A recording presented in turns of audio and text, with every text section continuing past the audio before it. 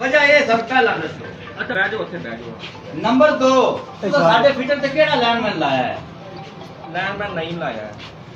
उनका की नंबर? आओ बैठ जाओ उत्थे बैठो ना तुसी। आ जाओ। एक्सिंग साहब ने तो फोन नहीं किया जनाब और तुसी फोन गवर्नमेंट फोन लेके दिता है वो किस वास्ते फोन गवर्नमेंट लेके दिता है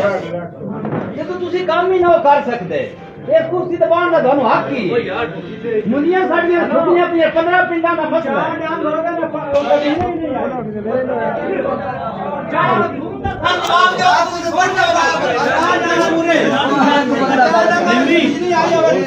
एक दिन भी नहीं फोन है चाहे किसी बंदे दा चार दिन ना चाहे भी नहीं बिजली आई इसे गल दा पहला जवाब समझो फोन क्यों नहीं चाहता चलो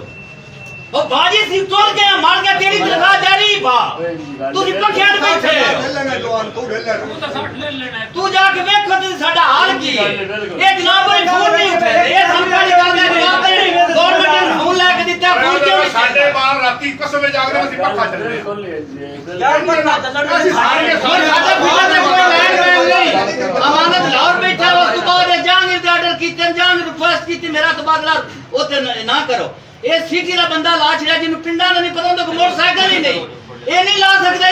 ये मुतहद है लैंडमैन दे ਜੇ ਆਇਆ ਉਹ ਫੋਨ ਹੀ ਨਹੀਂ ਚਾਹਦਾ ये लैंडमैन दे मुतहद एक बंदा पे ला देवे सारी रात दी हड्डियां लत्थियां हैं खाना पूरी करके तनख्वाह पर पट्टी आउंदे ने असि बिजली गई है 2 घंटे चलनी है खराब हो जानी पहली गल दा जवाब मेरा बीस हुए देख तू फोन क्यों नहीं चाहता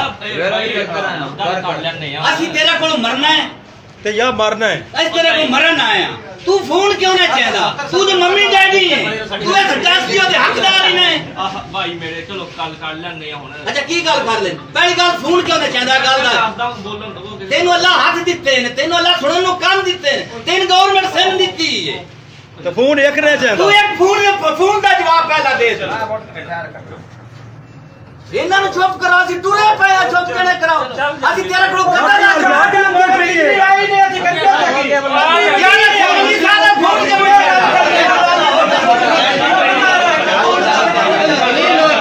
ये किदू दी मिला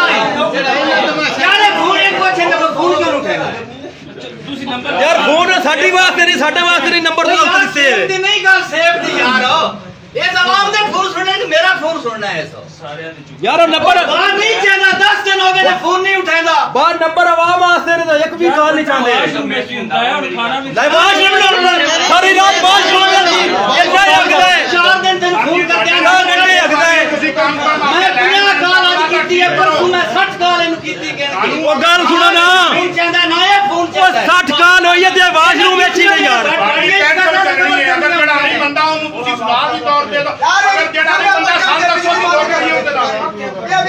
ਸਾਡਾ ਤਾਂ ਕਸੂਰ ਕੋਈ ਨਹੀਂ यार की जवाब देना साडा की सोचता है बटन 50 से दो क्यों नहीं चाहता है ਬਹੁਤ ਤੁਹਾਡਾ चलो चैन दे फोन लेंगे साथ ओ ना डंगा दा वाशरूम ਵਿੱਚ ਹੀ यार फोन चाहता क्यों नहीं तू एक ओए इधर से अपन बंद कर दे गर्मी बड़ी हो जांदे ਕਰ ਲਈ ਅੱਜ ਆਇਆ बंद कर चल